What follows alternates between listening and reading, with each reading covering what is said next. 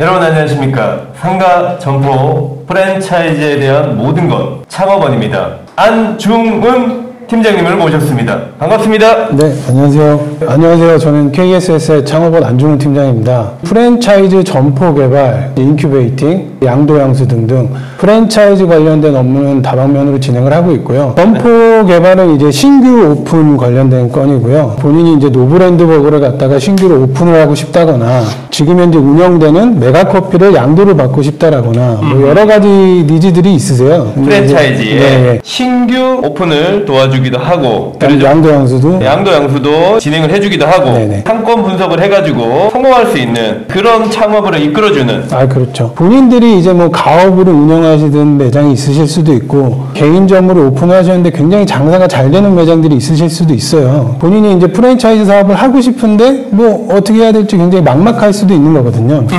그런 거에 관련된 인큐베이팅도 저희 회사에서 도와드리고 있습니다. 지금 현재 매출도 잘 나오고 있고 동네 지역에서는 굉장히 유명한 맛집이지만 내가 이걸 가맹 사업을 해보고자 했을 때 여러 가지 업무들을 저희가 다 처리를 해드린다는 거죠. 수익군과 그리고 그런 시스템이 되어 있는 곳, 그런 게 중요하죠. 그렇죠. 장사가 너무 안 되고 있는데 뭐 프랜차이즈 하겠다고 해서 다른 분들이 가맹점 하실 분도 안 계실 것이고. 그렇죠. 네. 또 미안하기도 하고 그걸 잘못하면 그렇죠. 안 되고 그죠? 정말 장사는 잘 됩니다. 개인 가게인데. 네. 근데 시스템이 좀 손이 많이 가게끔 돼 있고 정리가 안 돼 있어. 네네. 프랜차이즈화 시켜주는 노력도 해주나요? 그런 이제 물류라든가 이런 시스템화 시키는 작업을 갖다가 할 수 있는 전문가들을 제가 연결을 시켜드리는 거고요. 또 회사에서 도움을 받기도 하고 프랜차이즈화 할 수 있게끔 도와드리고 있습니다. KSS는 네네. 창업원에 많은 네네. 전문가님들이 함께 서로 협업을 하고 있고 함께 하고 있기 때문에 네네. 이제 창업에 관한 모든 걸 전문스럽게 다 해결이 가능합니다. 불법적인 거 아닌 다음에는 저희 회사에서 진행 가능합니다. 본사 쪽에서 말이죠. 네네. 우리 브랜드가 나왔는데 네네. 전국적으로 좀 빠른 시간에 가맹점 개설. 가맹 개선을 빠르게 시장 확보를 하겠다. 네네. 이런 계획이 있는 프랜차이즈 본사 쪽에서도 네네. 우리 전문가님을 많이 찾는다는 얘기가 있습니다. 또 브랜드에 대한 게 이제 또 가맹 점주님들하고 맞아야 되는 거잖아요. 그렇습니다.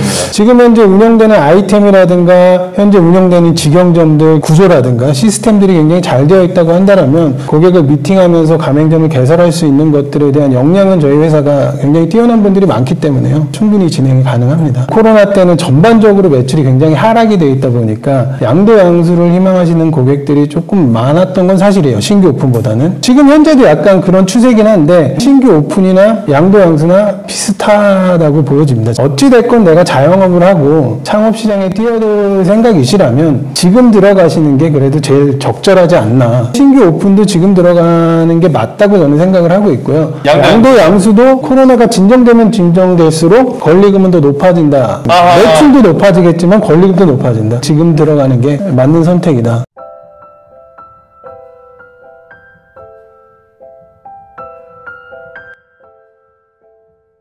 창업을 계획하고 있는데 시기를 고민하시는 분들에게 드립니다. 네. 신규 오픈, 양도 양수를 생각하시는 분들, 지금이 가장 좋은 타이밍이자 기회라는 말씀이죠. 네, 저는 그렇게 생각하고 있습니다. 안중훈 팀장님께서 픽을 주셨습니다. 우리 팀장님께서는 그러면 노브랜드 버거, 이거 3차 거 아니겠습니까? 신세계요. 예. 맥도날드라든가 버거킹 같은 이 패스트푸드 프랜차이즈들이 주춤한 상황이었거든요. 맘스터치라는 국내 브랜드가 조금 치고 올라가던 상황이었는데 쉑쉑버거라든가 뭐 이런 수제 햄버거 전문점들이 막 생겨나면서 수제버거 시장들은 조금씩 계속 업체들이 많이 생겨난 반면에 저가의 시장들은 사실 굉장히 정체되어 있었거든요. 코로나다 뭐다 해서 주머니 사정이 굉장히 얇아진 이 소비자들의 니즈를 갖다가 충족시켜주는 브랜드라고 저는 생각을 하고요. 네이밍도 노브랜드라는 느낌 자체가 이미 싸다라는 느낌을 대중들이 많이 가지고 있잖아요. 그렇죠. 노브랜드 뭐 마켓에서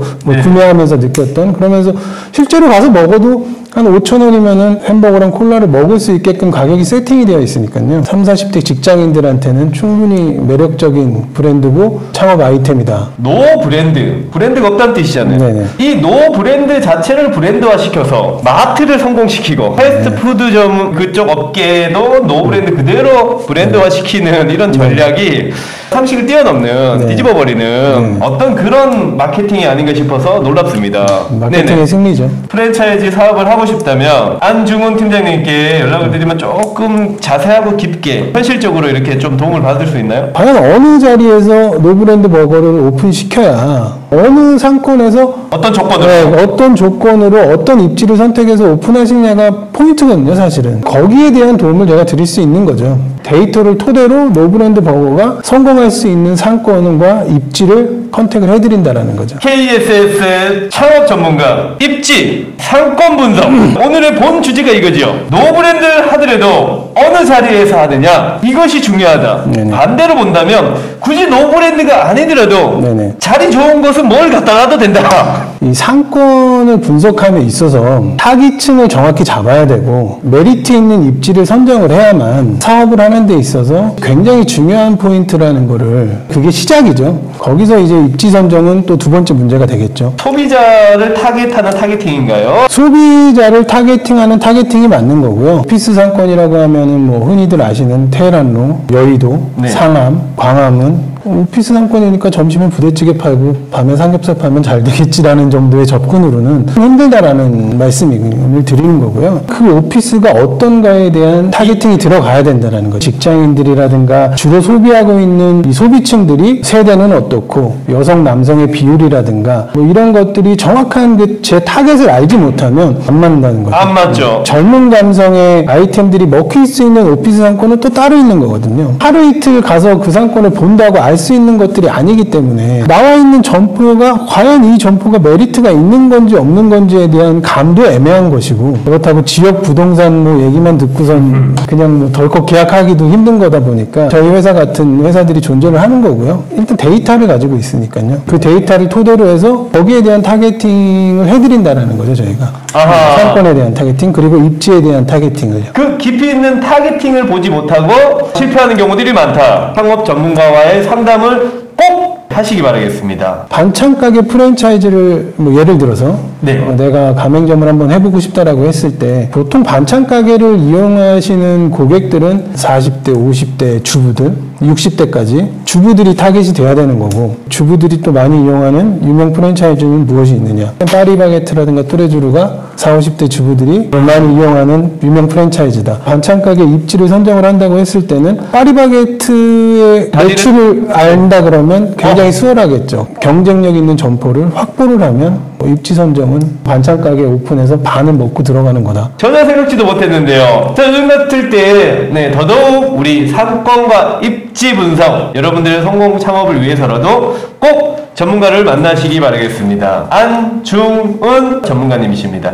기본적으로 상권은 뭐 역세권으로도 나누고 이렇게 여러 가지들 나누는데요. 오피스 상권, 유흥 상권이라고 하죠. 주거 상권, 대학가 상권. 상권에서도 상권 특성상 초입에는 요식업이 되지만 안으로 들어갈수록 술집들이거든요. 브랜드나 아이템을 가지고 입지나 상권을 찾아주기도 하고, 네. 입지나 상권을 보고 네네. 브랜드를 제안하거나 추천해 줄 수도 있겠네요. 그럼요. 그런 아하. 제안도 많이 받습니다. 지금 그래도 코로나인데 네네. 앞으로 봤을 때 여기 상권은 웬만하면 좀 눈여겨봐라 할 만한 어떤 지역이나 상권이 있나요? 금호동, 금남시장, 구시장입니다. 이면길로 해서 젊은 감성들의 점포들이 하나둘씩 이렇게 생기고 있어요. 바로스길처럼. 네, 일단 강남에서 가장 가까운 이런 성동구에 내세울 만한 상권이 없거든요. 제 생각에는 그쪽 상권들이 세련되게 바뀌어가면서 상권도 조금 활발해지지 않을까. 금남시장 안쪽으로, 네, 금호동 쪽으로. 금호동 쪽으로. 네. 전문가 안중훈 팀장님을 꼭 만나 뵙고 상담 후 선택하시기 바라겠습니다. 추천할 수 있는 그런 브랜드들, 요즘 괜찮은 브랜드들은 또 있나요? 주목해 볼 만한 업종이 좀 있다 그러면 밀키트 제품 전문 판매점들이 주목을 좀 받고 있는 상황이거든요. 밀키트 제품이라는 뭐냐면 들어가서 무인입니다. 자판기 형태로 구매를 하는 거예요. 부대찌개 재료를 구매를 하면 원팩에 전부 다 들어가 있는 거잖아요. 지금 이런 밀키트 제품들의 퀄리티가 예전이랑 다르게 굉장히 높아졌기 때문에 굉장히 유명 프랜차이즈 여러 군데에서 지금 런칭 직전으로 저희가 알고 있고요. 담쿡이라는 브랜드는 이미 매장을 갖다가 100개 이상 오픈한 걸로 제가 알고 있고, 아마 이 시장이 굉장히 뜨거워질 걸로 예상을 하고 있습니다. 그렇다면 이 밀키트라는 어떤 의미일까요? 손질된 재료들, 요리에 이제 필요한 손질된 재료와 양념, 그 다음에 조리법까지 그걸 세트로 이제 구성해 놓은 제품을 갖다가 이제 밀키트라고 얘기를 하고 있고요. 소비자 입장에서는 그대로 가져가서 조리해서 먹는 원팩으로 나오는 제품들, 그걸 이제 네. 밀키트 제품이라고 얘기를 하고 있습니다. 예전 구이가라고, 고깃집 구이가라고 아마 아실 거예요. 홈즈앤쿡이라고 아마 지금 런칭 준비 중인 걸로 제가 알고 있습니다. 홈즈앤쿡. 예. 네. 식자재 원가를 갖다가 네. 굉장히 좀 다운시켜서 가맹점주한테 공급할 수 있는 시스템이 좀 갖춰진 업체다. 아마 메리트가 있을 것이다. 장점이라고 하면 인건비가 들 게 없을 거고요. 그렇죠. 네. 식자재 원가를 아마 점주한테 조금 낮춰서 납품될 수 있는 시스템을 갖춘 유일한 업체다. 현재까지는. 아. 저는 그러니까 제가 파악하기로는 지금 그렇게 알고 있습니다.